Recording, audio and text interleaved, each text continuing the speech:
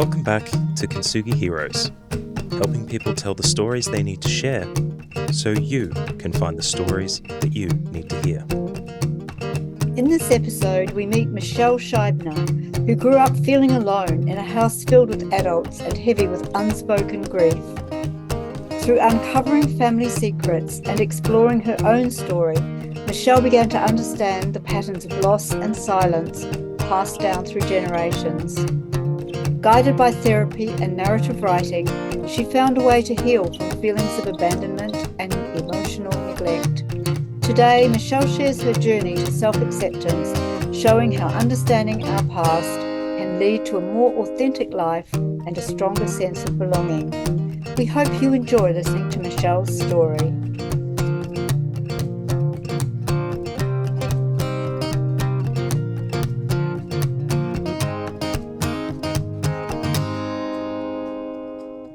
Hello, Michelle, and welcome to Kintsugi Heroes. Hello, Natalie, and thank you for having me. I've been looking forward to this. Yeah, me too. It's such an interesting subject that you specialise in. Michelle, can we start this with your childhood? Can you describe what your childhood was like? Oh, I can. It's not very interesting. It's pretty boring, really. I mean, to me, until I uncovered all of this, I just thought it was very, very normal. We lived in South Caulfield in Melbourne, in a house on a corner block. And it was a house full of adults. I was an only child. I was raised an only child. The only family were three cousins who lived the next block along, but the youngest of them was a decade older than me. So it wasn't a household full of kids and laughter, and there were no pets. There were, it was just, I was very serious, very obedient, very compliant child. If I just put in the little detail for your listeners here is that, when I was born, I came home as a newborn in my mother's arms into a house where her mother was living. Right. And was dying of cancer. Right. So it was her mother's carer. My aunt was living upstairs in an attic room because she couldn't live independently because she had quite profound intellectual and physical disabilities and had never lived independently. And Mum was responsible for her care as well. And unbeknownst to me, my father was clearly suffering from PTSD. Right. So there were three other sad adults in the house, failing in one way or another.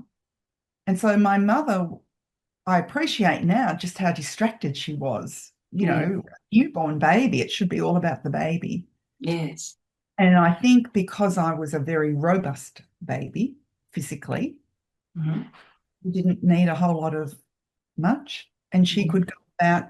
And I think, my grandmother died when I was 10 months old in that house. And so try and think about my mother caring for her, the grief of about to lose her mother. Yes. The layers of grief just within that, and then the story around the baby boy that they'd had before me, that they lost. Yes. And so that kind of feeling of grief and sorrow, yes, missing people, was the atmosphere I grew up in. But it was the unspoken. Yes. Yes. Yeah. Yes. So in terms of a kid, no pets, no siblings, no kids in from next door playing. Right. Didn't have a two-wheeler bike. Everything was all about can't take a risk. So I very risk-averse.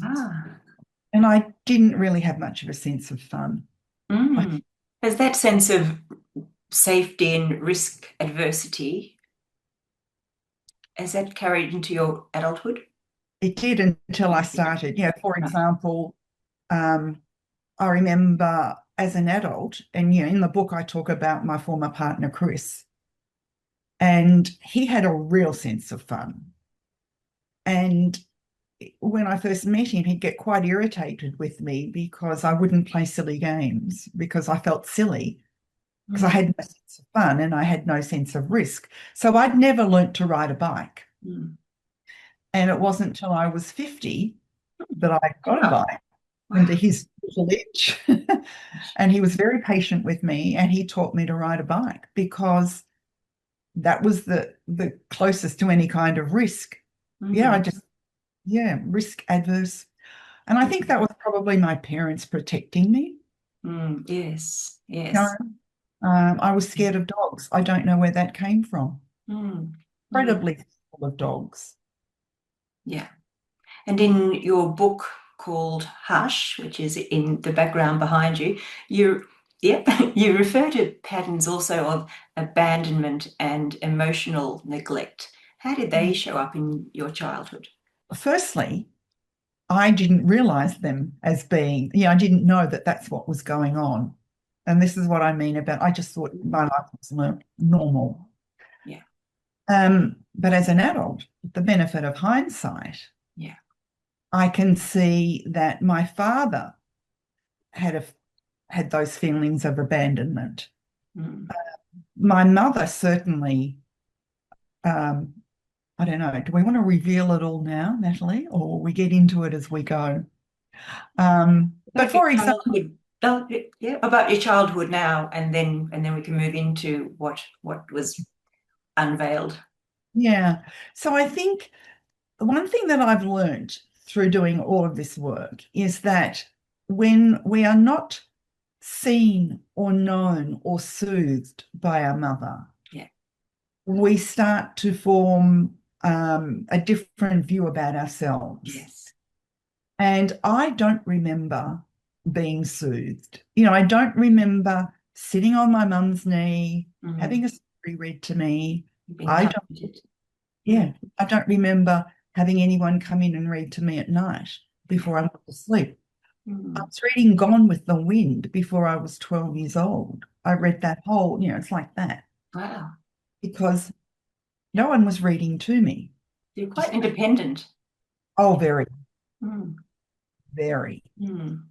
And what happened when, in times where I was about to say when you fell off the bike, but you weren't riding a bike, when you fell over and for example, and hurt yourself and needed soothing or comfort, what happened then?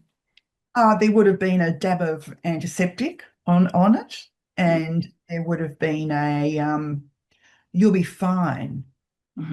So it was very much we just get on with life. Yeah.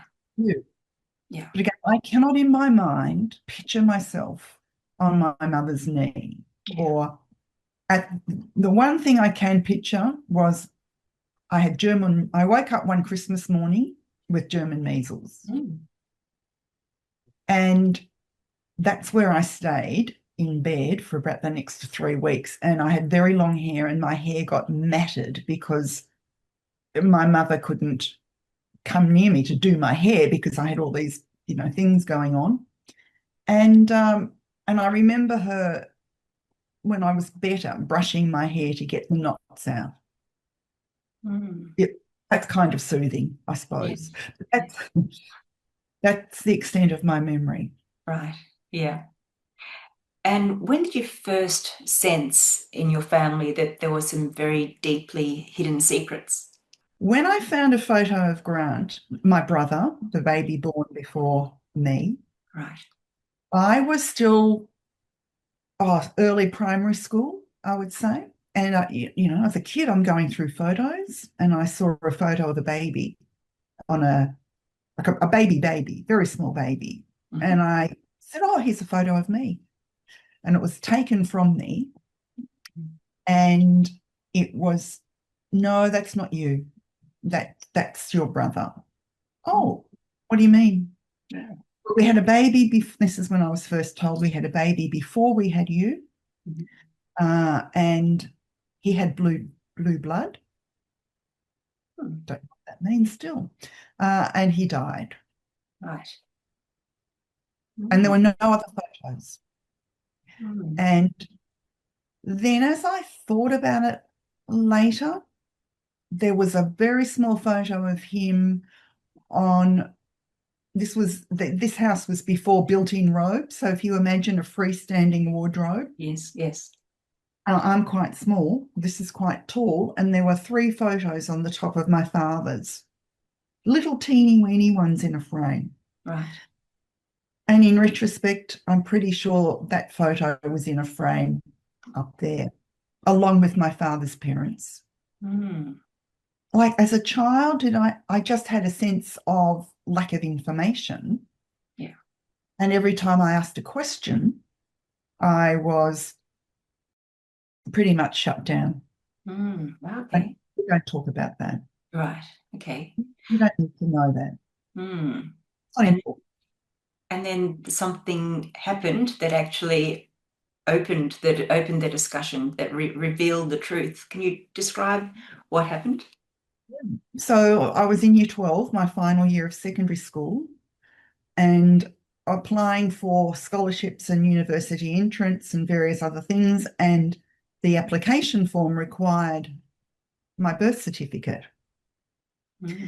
And so I don't remember what response when I asked for it. I only remember the response when it was handed over. And it was like, it was, both my parents were there, in the kitchen when it was handed over. And I looked at it and I could see under siblings my brother's name and the date of birth, but there was no date of death. Right. So I said, why isn't there a date of death? And they kind of looked at each other, and that was when I think it was my father said, your brother didn't die. He was born with Down syndrome. And the doctors told us it was a very profound condition for him, that he was unlikely to live past the age of 7.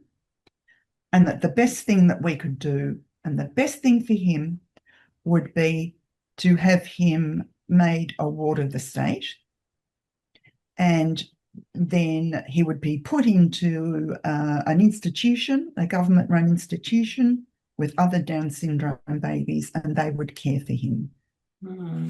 Gosh, how did you feel when you first heard that? Oh, look, I've come to recognize this feeling throughout my life now. Whenever I get a news that shocks me, is it goes through my body as if I can only imagine what it might be like if you're hit by lightning. Something just goes right through you. Yeah. I then went very hot before immediately very cold. Right. And I just couldn't comprehend. I was 17. I couldn't comprehend it. Yes. Why? Where is he? Yes. Is he still alive? Can I go and see him? Yes. And what were the answers to those questions? Can't give you those answers. We don't know. Because he was a ward of the state, we don't know. We haven't had any contact. And so I just had to put that somewhere. Yeah. I had to put it in my head somewhere because there was no further discussion. Right. And I remember going out that night with some friends. I was in the Young Anglican Fellowship at my mother's urging. And I remember kind of being there thinking, do I tell people this? Do I talk about this? Or should I continue it as a family secret? Yeah. And so I continued it as the family secret. But what does that mean? Does it mean I really am a sister to somebody? And I do have a brother? I do have a brother.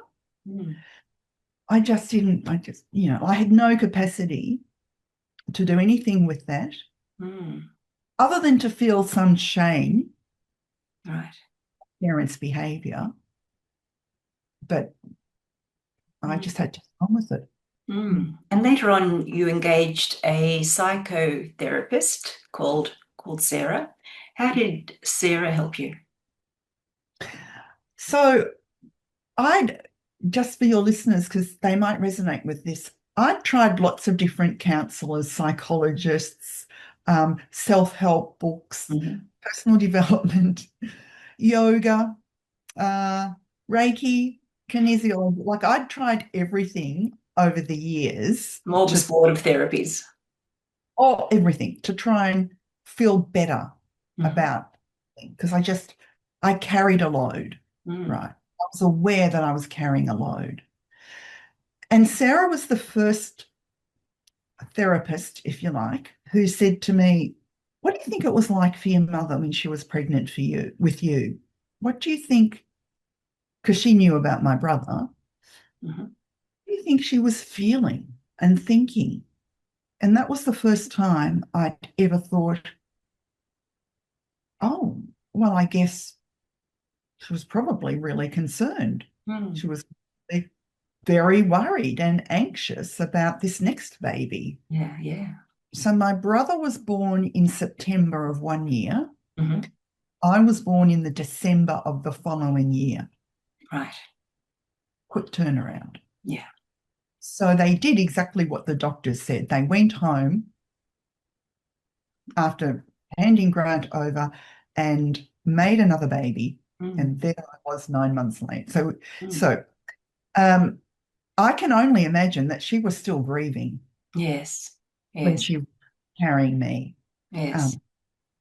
A lot of grief, a lot of sadness, a lot of shame, a lot of regret. Yes. So, and still looking after these other 3 people in the house. Yes. And it was Sarah that helped me see that part of my story because I'd never considered anything prior to, because my earliest memory, I don't know, I was at kindergarten. I don't have any memories really prior to that. Right. And so I'd never thought about my mother. Yes. Or me. It just seemed so remote. Yes. So Sarah helped me see my story in a different way. Right. And very much encouraged me to dig around and find family history. And then, Michelle, you refer to the vault and opening the vault. What else did you find in that vault? And how did those discoveries change your life? Yeah, so when my mother died, my father died when I was my first year of teaching. Right. In the middle of the first year of teaching. So I was 22, 23. So I don't remember much. I don't remember much. And then when my mother died, I had to clear the house for sale. I found in the attic, hidden in the attic, like in the rafters, actually in the roof, right. The attic, this very old leather suitcase. My father's name on it. So it had been the case that he'd come with to Australia from Germany. And inside were these folders of documents and, in that very thin paper that sort of told you something of the age. And they were in German, mostly in German. Right. And I just looked at that and went, I have no capacity. I have no idea what to do with this now. So I just put it all back in the case and took it with me to my house. And it stayed in the back cupboard in my garage and for 25 years. Wow. And that it was when Sarah said, well, what do you know? And I said, well, I don't know. But by the time I'd met Sarah, I had been to the Holocaust Museum in Berlin.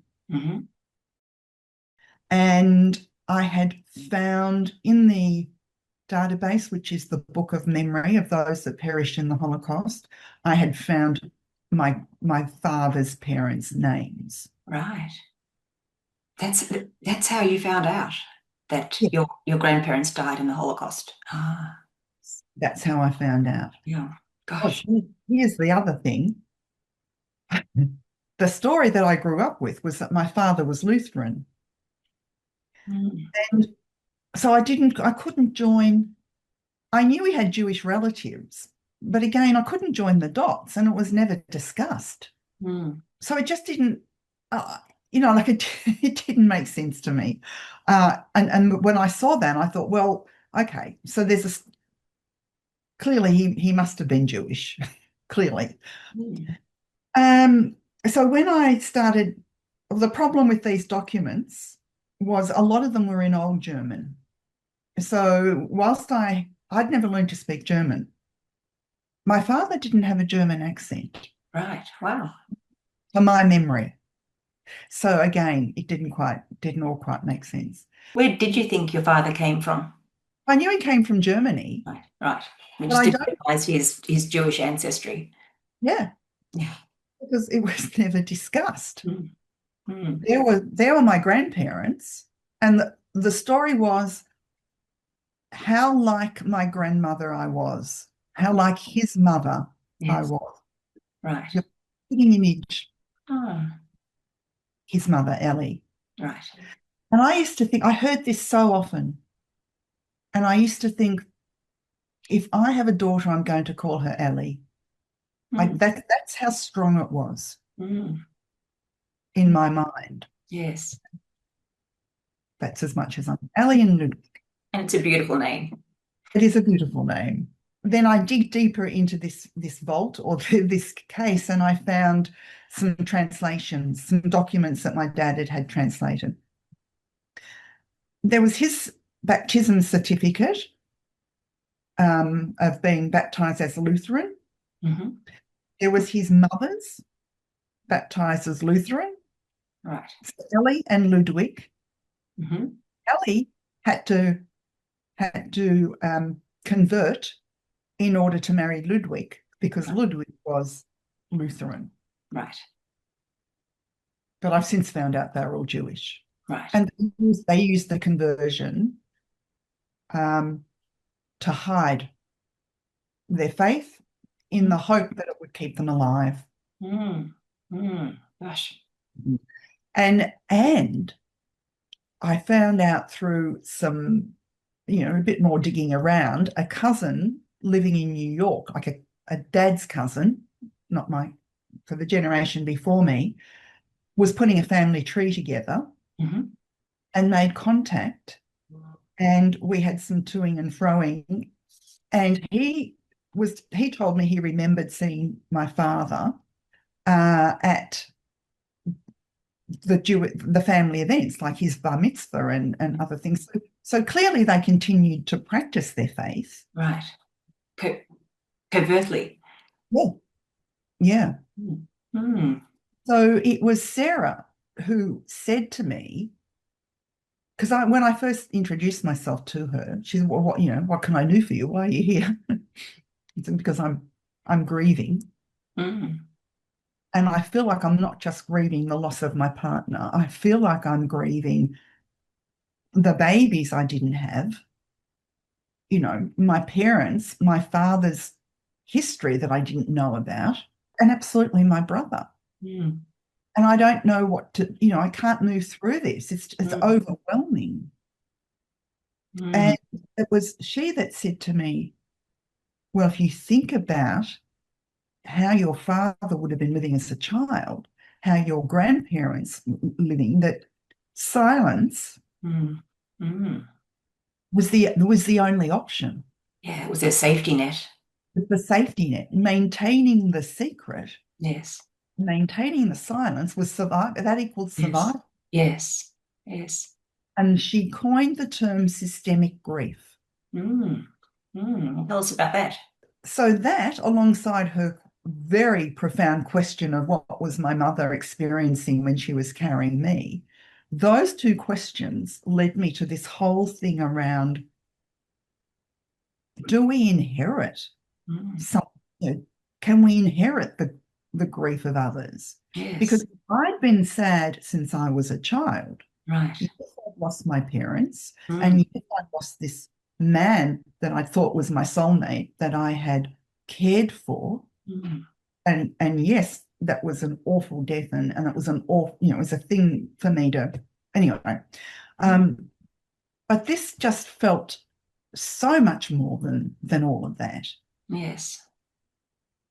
And so it was Sarah that helped me see that it was, you know, it's almost the grief of generations upon generations. It's So generational grief and generational trauma that was just being passed down from generation to generation.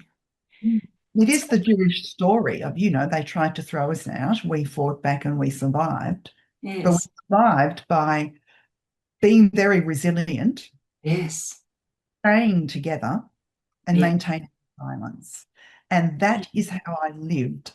Mm. That is how I lived, unknowingly how I lived. Yes.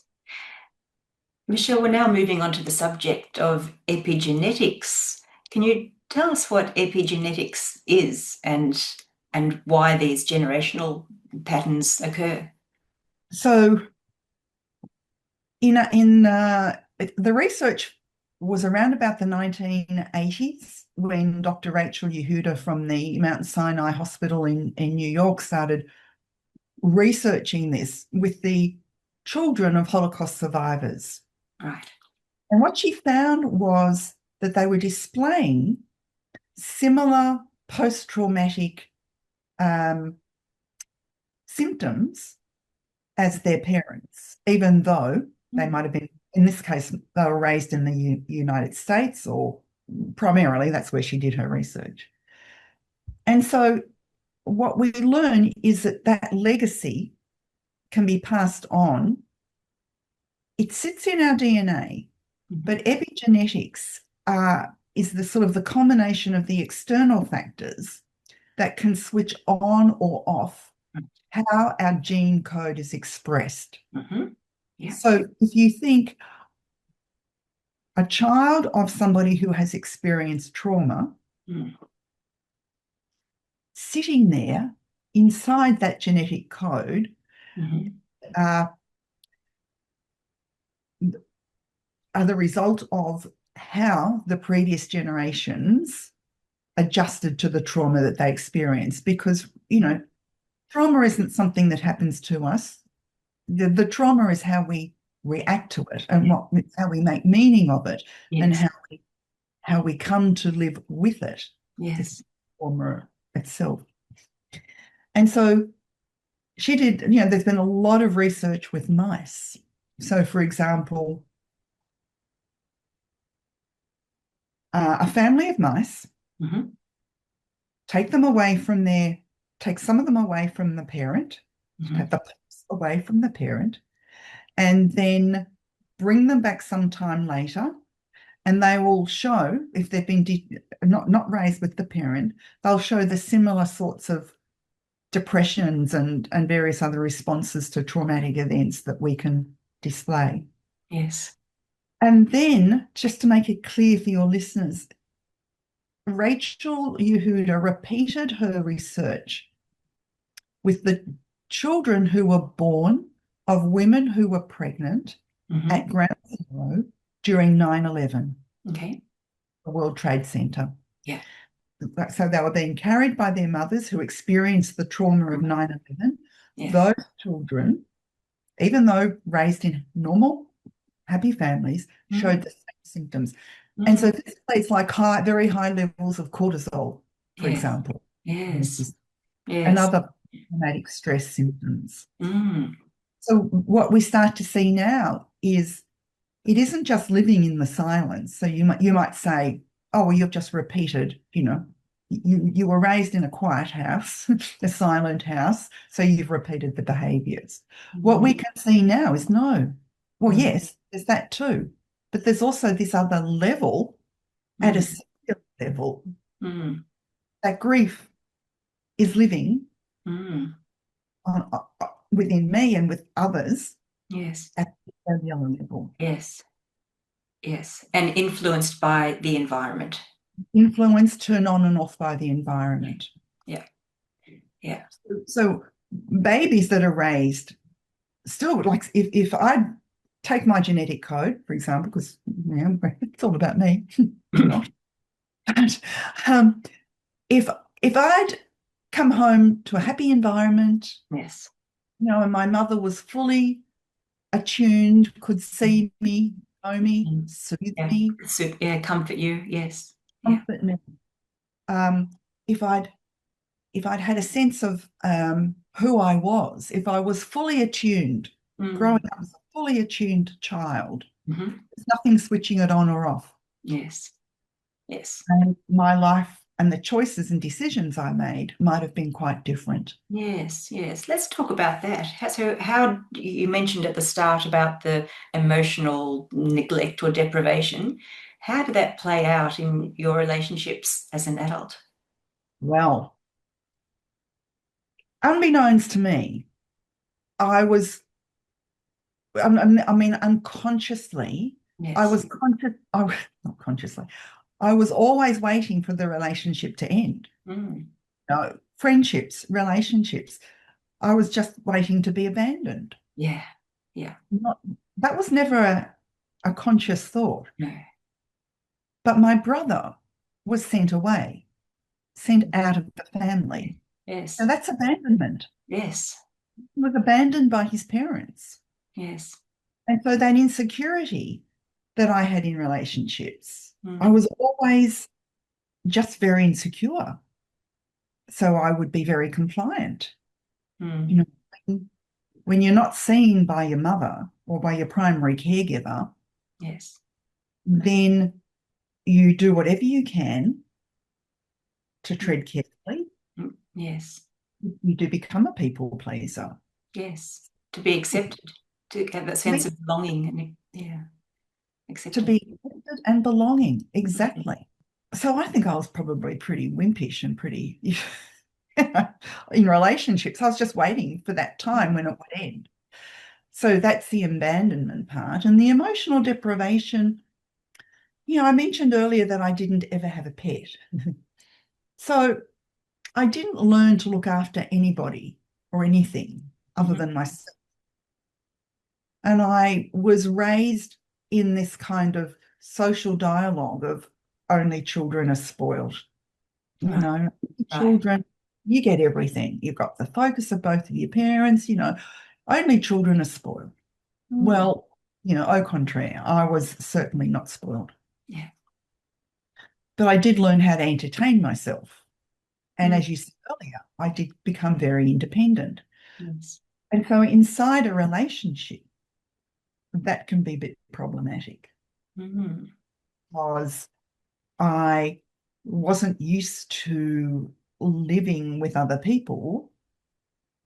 And again, this wasn't about it, everything's about me. It was, reading social cues or responding to emotional care. It took me a long time to learn that and to be I was always compassionate and I always had empathy for others, but I didn't know how to show it. I didn't know how to care for others. I didn't think.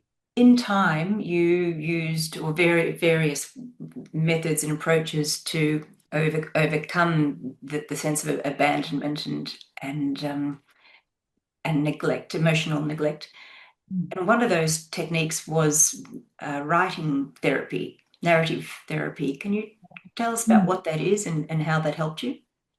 So one of we talked about Sarah before, the psychotherapist I saw, and she was really a trained narrative therapist. We're all sort of familiar with talk therapy. And narrative therapy works with the story. And so when she's asking me a question, she's hearing the story I'm telling, but she's hearing underneath the story. Yes. She's looking for the themes. And, because I think one thing to remember here that I often forget is that every time we remember something, we actually remember it differently. And we reconstruct the memory according to who we are at that time. Yes. So I reconstruct memories differently now. Yes. I can appreciate you've reframed your story. Reframed my story. And this is very much what narrative therapy is all about. It's taking what we have within us looking at the different perspectives. Mm. This is one perspective. Yeah. One perspective is, well, your parents were neglectful. Yeah. That's one perspective. Yeah. Another perspective is they were dealing with a lot of their own stuff. Yes. And quite frankly, my mother didn't have much left in the tank. Mm. Maybe, Mm. Yeah. So and you've chosen a narrative that's helpful to you, that's harmful to you, and that's healing for you. yeah, What you did through narrative therapy. yeah, because the questions then from the narrative therapist come from is there a different way that you could look at this? So you don't know that's what's happening. I mean, the questions are more subtle than that. But what's happening is you're starting to kind of, I call it looking around corners. It's like you've got this wall here that's a story, and you just got to look around the corner and see what are the versions sitting on the other side. Yes, yes. This is what I always encourage people to do now, is because when you get wedded to one story, for a long time, I was that friend who would, every time a relationship fell apart, I would ring a friend and they'd have to listen to the same stuff, oh, he said, she said, and I did, and that, and they must have, oh, here we go again. Right. Right. We've all had that experience of repeated patterns, absolutely. A repeated pattern, but we hear the person getting caught up in the story. Yes, yes. Not seeing their role in that. Yes. We have to see, narrative therapy helps us. It gives us that power to see ourselves in that story and to see how we can pivot that. Yes. Because it's all about change. It's all about transformation, and we can do that. If stories live in the cells of our body, in every cell of our body, story, and we can shift it and we can reshape it. Yeah, fascinating. Michelle, you referred to a family system, family systems. So who belongs in our family systems, and why is this important to understand? So we take ourselves, we're considering our parents and their parents. Yeah. So our parents, grandparents, and great-grandparents. Right. What we're initially working with. And it's important because a family, whether everybody's there or not, I mean, because I'm fully aware that there'll be people listening to this who will say, well, my family wasn't much of a system, but nevertheless, we are born into a system. You look at a family tree. Yeah. That's a system of a family. And inside that, our memories, our stories, our traditions, our invisible links, which is the DNA, the links like the biological links that keep us together. Yes. So it's like a network. And you think about a machine or any kind of, think about a bee, that network of bees from the hive. When one of them goes out, the others go looking and they follow. So when somebody dies within the system or is killed away, in the case of my brother, there's this gap there. Yes. So you take a part out of a machine, the machine no longer starts to work. It kind of misses a beat. You think about your car, something's wrong with the engine, it's going to miss a beat. It's going to miss a beat. And so what I've come to learn now is that in my family system, there's a bit of a history of children being displaced from the family. So the first one that I was aware of was my brother. Yes. But then, with a little bit more digging, which only happened as I was writing the book, I didn't realize this before, I found two. So my great-grandmother, 4 children, she had 5 children. One died at the age of 9 months. My grandmother and her sister came with my great grandmother to Australia, and she left 2 boys behind. My great grandmother left her 2 sons behind in New Zealand. About 7 and 9 is my best guess. Gosh. Who does that? Don't know why. I don't know why. But my mother knew. Right. And yeah, it was never told. Never told. Yeah. Never told. So within that family system, those boys were abandoned, and then my brother was abandoned. Yes. And so it seems like at some unconscious level, I have, well, what my brother couldn't have, I can't have either. So he wasn't able to know his parents, know his siblings, have a normal life. Well, he could never marry, and that's been my life. Yeah. So you think in some way you mirrored your brother's life, even without ever knowing him? Absolutely. Yeah. It's anything that makes sense to me. Yeah. And I believe that your brother Grant has passed away. So you've never met him? No, but he did outlive both his parents. In fact, he lived to the age of, he died at the same age as my father. Right. 60, just before his 3rd birthday. Right. Wow. Which happened to be the same age as my great-grandfather, Ludwig, my father's father. And so this is one of the recurring patterns that can be an indication of something passed down through generations. Yes. So my parents both died. Oh, by the way, again for your listeners, they knew that he was alive. They knew he hadn't died at 7. My mother continued to visit him in the institution, yes. Wow. Which I didn't know until after she died. Yeah. Wow. So how did that make you feel, discovering that your mother was well aware that your brother was alive and she actually had a relationship of some sort with him? Look, by the time I found that out, because when I was engaged in my 30s and thinking about, well, I'm going to get married, I'll have a child, have a family. That's what I'd always thought I would do.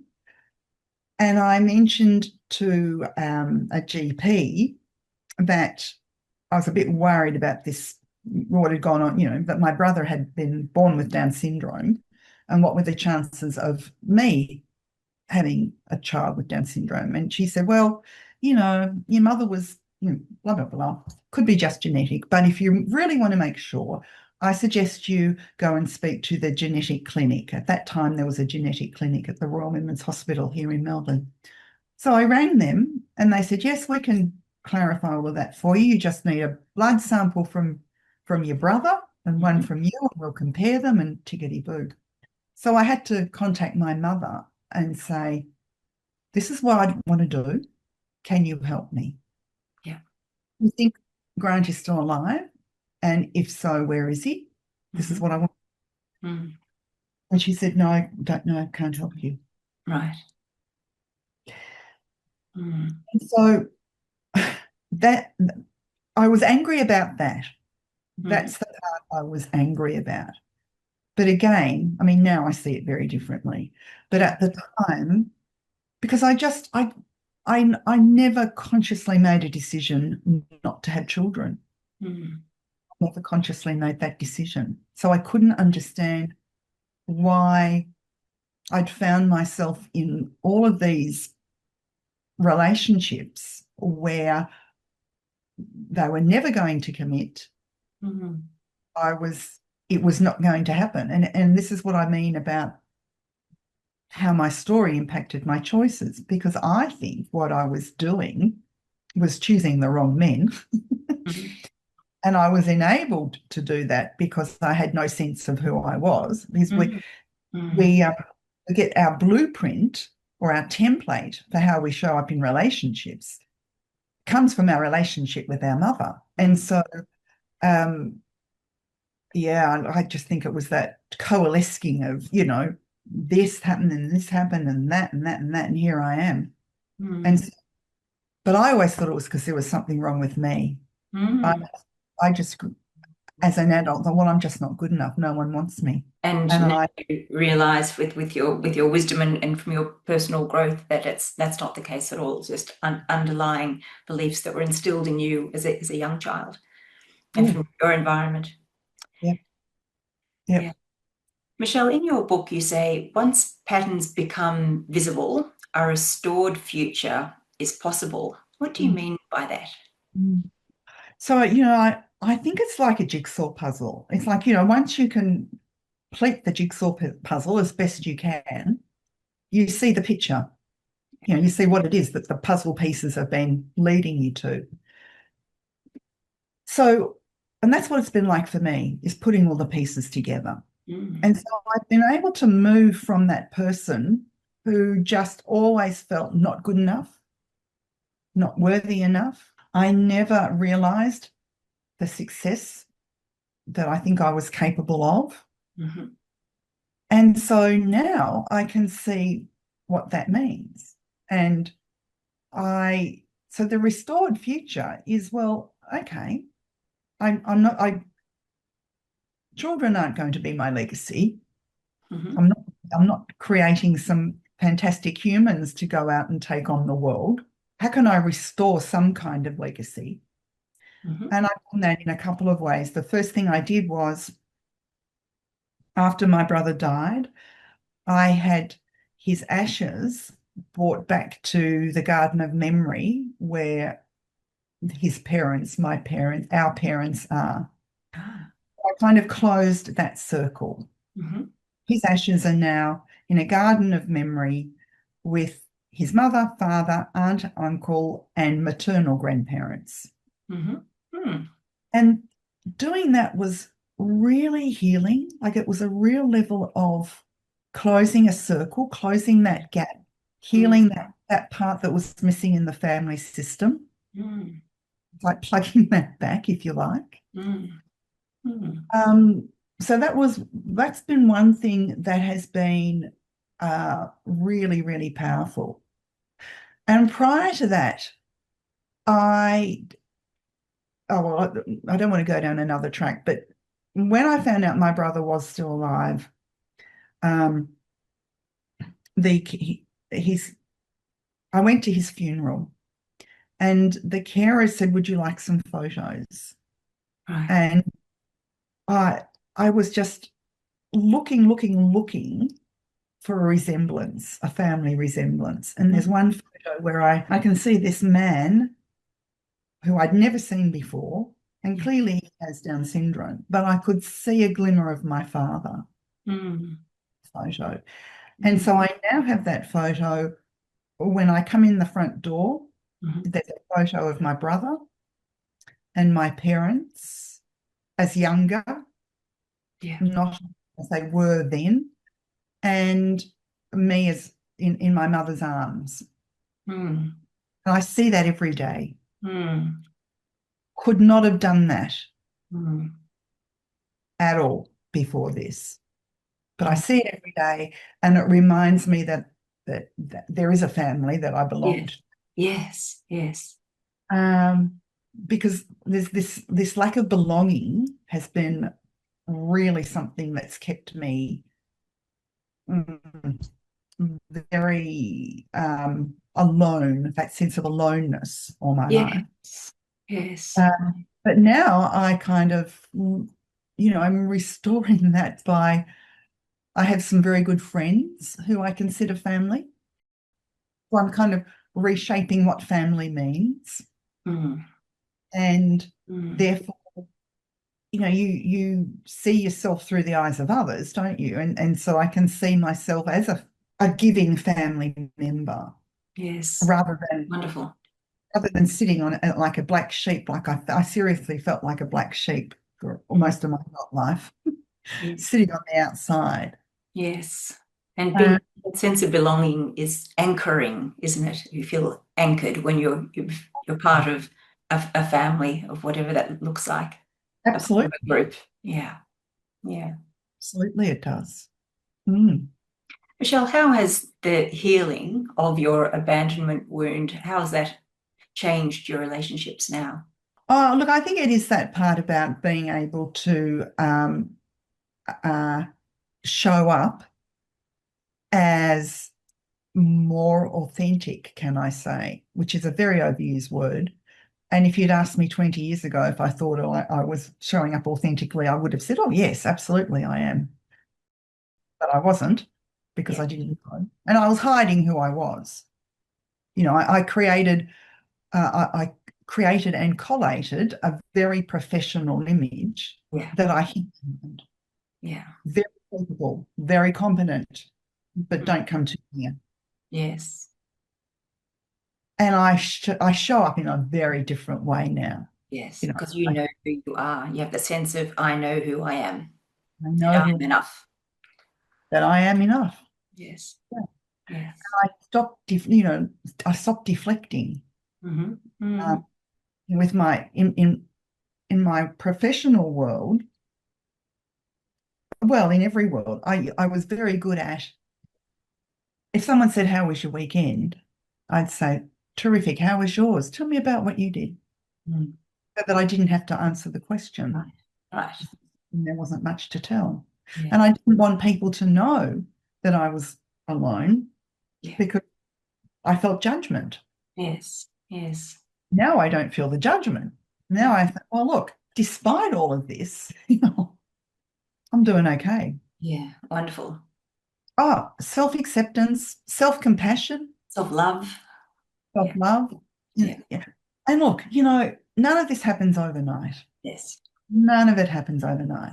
And there are times when I still, like when I sense that I'm not being told the whole story, someone's not telling me something, it is still a trigger. Right. Okay. Absolutely, it is still a trigger. But I know exactly what's going on now. And I'm able to kind of go, oh, okay, that gut feeling that I just had and that feeling of anger or that feeling of disappointment. Okay. No, I know what it is. It's not that person. Yes. It's the past. Yes. So I'm able to bounce back a lot quicker. Yeah. Self-regulate.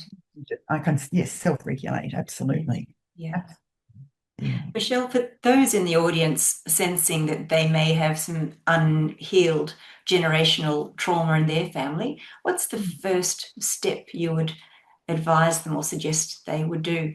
If they have a real sense of that, they may have a sense of a recurring fear that they may never have told anybody, but they may never be thinking about it every day, but it's kind of there.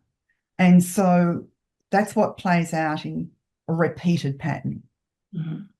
So if they have a sense of that, I would suggest that starting with a family tree, and not a complete family tree. We don't want everybody and everything. Yeah. Just sit down with a piece of paper, put yourself in the middle, put any siblings before you and after you. You put your parents and any siblings, and then their parents. That's all we want. And then start asking questions like, were there any miscarriages? Were there any stillborn children? There are a whole bunch of safe questions like, well, did anybody go to war? Yeah. Did anybody in this diagram lose a lot of money? Yeah. Was anyone in a car accident or a dreadful fire where someone lost their life? So you just start looking at it, imagining it like you were piecing together a movie of your story. So you can detach from that a bit. Yeah. Well, often would be difficult to find that information when previous generations have died. Is there a way of uncovering family history? Well, you can do so in order to prove some stuff for myself, I did a DNA test. Mm-hmm. And some folks that have read Hush have done that and have let me know that they've found family members that they didn't know about. Mm-hmm. But healing is possible here, even when we don't have all the pieces. Okay. And so it's not really that critical that we find everything out, because what we're ultimately looking for are the themes. Yeah. We're not looking for, mm-hmm. we're not looking for all these detailed stories. Yes. We're just looking for themes. Yeah.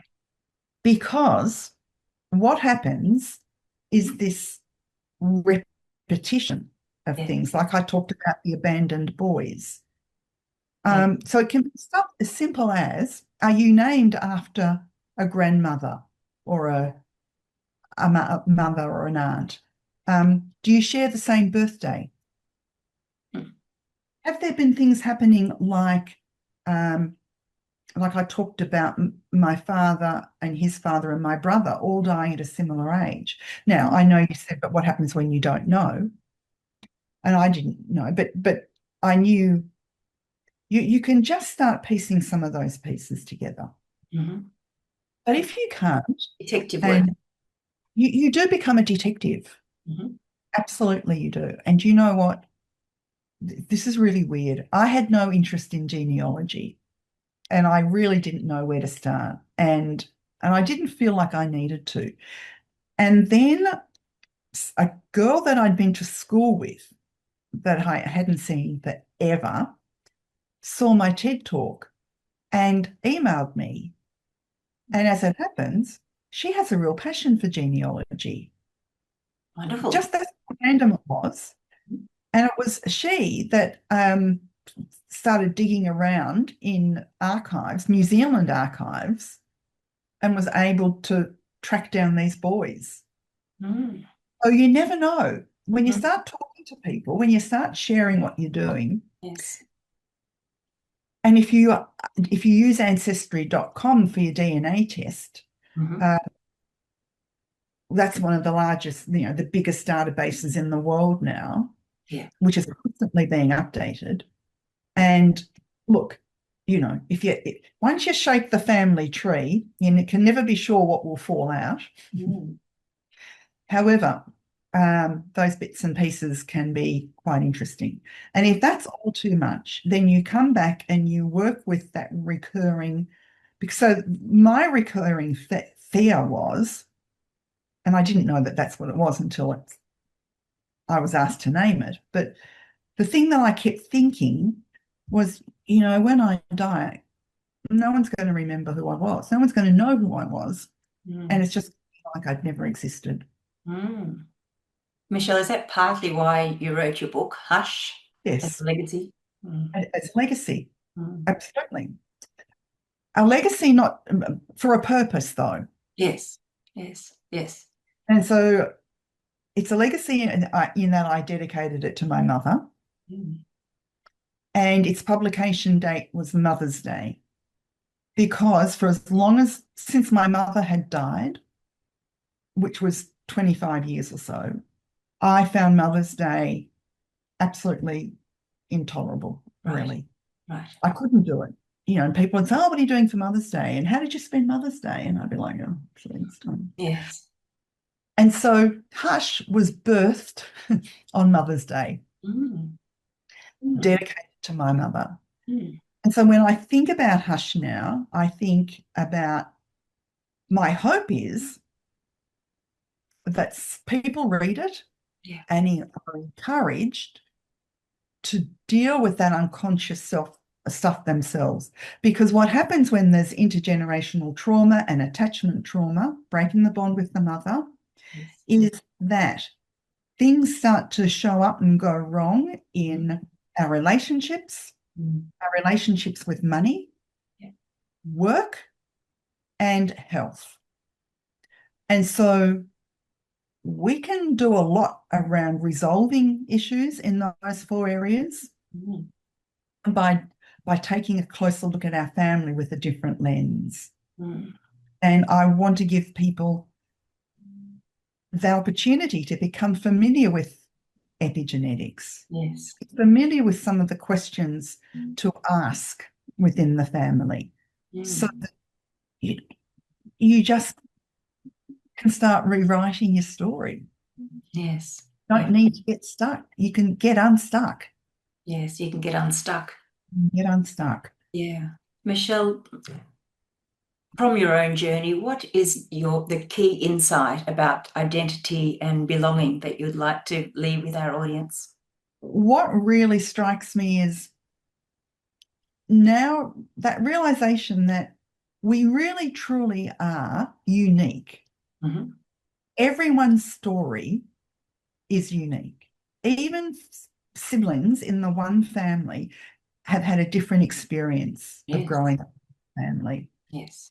And in a world that is constantly asking us to, to focus on ourselves, and in business, you're asked to bring your unique self to the, to your client or your customer, to always think about how special you are, and that's what self-love is all about.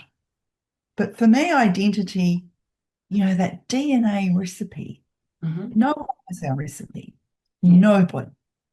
Yes. And so whilst within that recipe, there's the identity story that is marked by some sort of trauma, possibly, it's also marked by our gifts. Yes. And that intersection. I'm all about intersections. So when I think about it, when I think about my father's courage, yes, to leave and come to Australia and then be thrown in an internment camp as a person of no, what do you call it, no state, no legal state, and be bullied, be beaten. He had a nervous breakdown. This was all in the documents. Yeah. When I think about, he survived all of that. Yes. Yes. And he went on to make a life. And he would say that, he never spoke German because he's in Australia now. He's married an Australian, and my wife and my child speak English. Yes. That's what. Courage, bravery, resilience. Yes. And, my mother, I can see that my mother had a break in the bond with her mother and her mother with her mother. So that, she inherited that. I've inherited that. And so my identity is forged by all of these different things. Now, no other person has that same recipe. No. But we all have our gifts, and we all employ our gifts in a different way. And so it becomes elements of our identity. And when we just spoke about legacy, my identity externally now is about being the person who's shining the light on. And by the way, it's really way more accepted in Europe than it is in Australia, this whole body of work.